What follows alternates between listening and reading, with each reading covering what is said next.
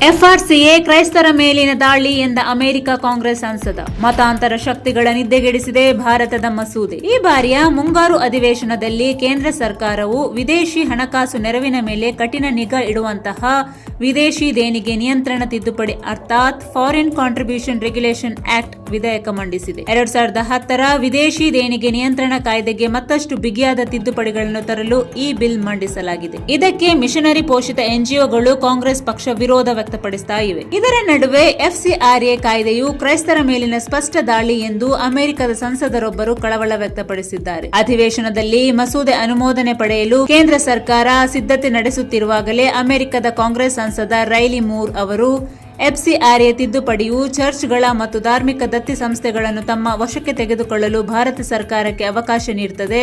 ಇದು ಕ್ರೈಸ್ತರ ಮೇಲಿನ ಸ್ಪಷ್ಟ ದಾಳಿಯಾಗಿದೆ. ಒಂದು ವೇಳೆ ಭಾರತ ಸರ್ಕಾರವು ಎಫ್ಸಿಆರ್ಎ ಕಾಯ್ದೆಯನ್ನು ಜಾರಿಗೊಳಿಸಿದರೆ ಇದರಿಂದ ಉಭಯ ದೇಶಗಳ ದ್ವಿಪಕ್ಷೀಯ ಸಂಬಂಧಗಳ ಮೇಲೆ ಪರಿಣಾಮ ಬೀರಬಹುದು ಎಂದು ಹೇಳಿದ್ದಾರೆ. ನಮ್ಮ ಕರ್ತನಾದ ಯೇಸು ಕ್ರಿಸ್ತನ ಪುನರುತ್ಥಾನ ಸಮಯದಿಂದಲೂ ಭಾರತದಲ್ಲಿ ಕ್ರೈಸ್ತರು ವಾಸವಿದ್ದಾರೆ. ಆದರೆ ಅಲ್ಲಿ ಇಷ್ಟು ದೀರ್ಘವಾದ ಕ್ರೈಸ್ತ ಇತಿಹಾಸವಿದ್ದರೂ ಕೂಡ ಭಾರತ ಸರ್ಕಾರವು ಚರ್ಚ್ಗಳನ್ನು ಹಿಡಿತಕ್ಕೆ ತೆಗೆದುಕೊಳ್ಳುವ ಉದ್ದೇಶದಿಂದ ಎಫ್ಸಿಆರ್ಎ ಕಾಯ್ದೆ ಜಾರಿಗೊಳಿಸಲು ಮುಂದಾಗ್ತಾ ಇದೆ ಎಂದು ಹೇಳಿದ್ದಾರೆ. ವಾಸ್ತವದಲ್ಲಿ ಎಫ್ಸಿಆರ್ಎ ಕಾನೂನಿಗೂ ಕ್ರೈಸ್ತ ಮತಕ್ಕೂ ಯಾವುದೇ ಸಂಬಂಧ ಇಲ್ಲ.